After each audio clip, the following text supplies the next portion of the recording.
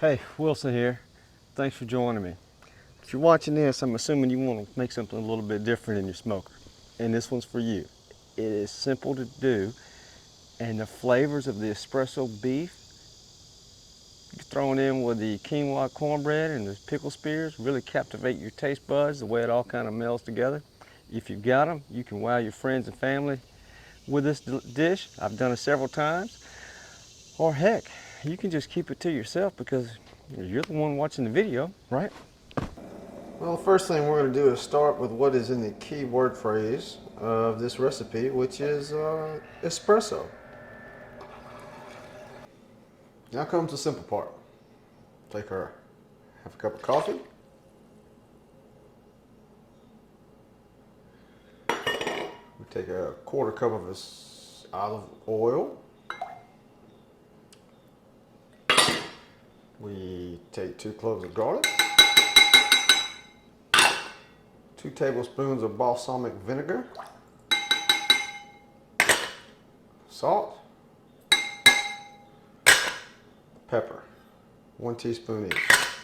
We're going to mix this up.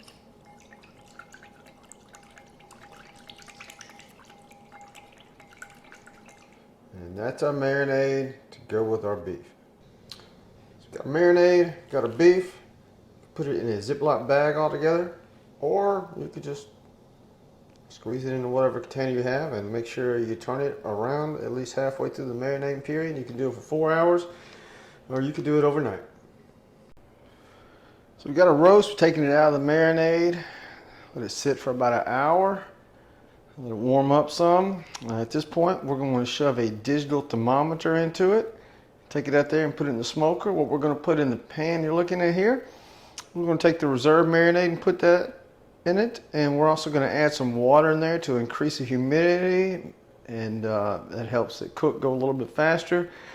And we're going to place this right up underneath it. So this one's going into a vertical smoker, so we don't want to have it be blasted with a bunch of heat coming up from the bottom.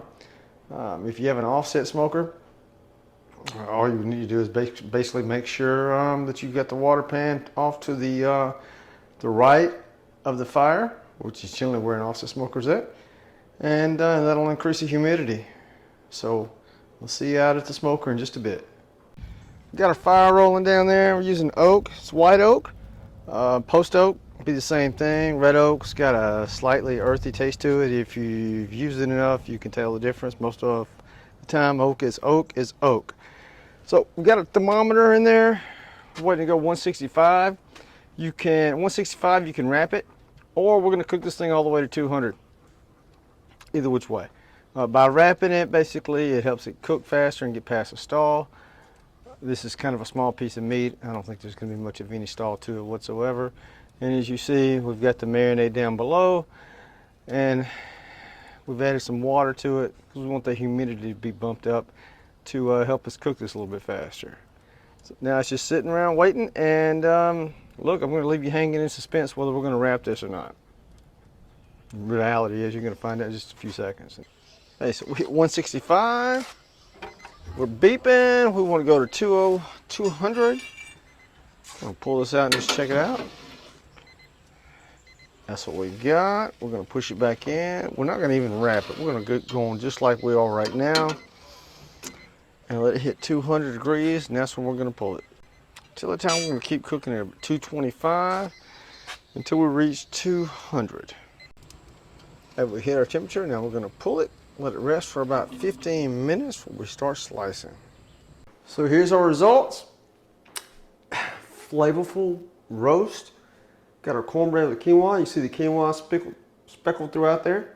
Can't wait to dig into this. All of these combinations between the spears, the cornbread, the espresso marinade, and the roast, and the way it's smoked, meld together like few things you'll ever taste. Let me know what you think about it. The recipe is in the description below. It's also in volume 3 of the cookbook. There's a link to that.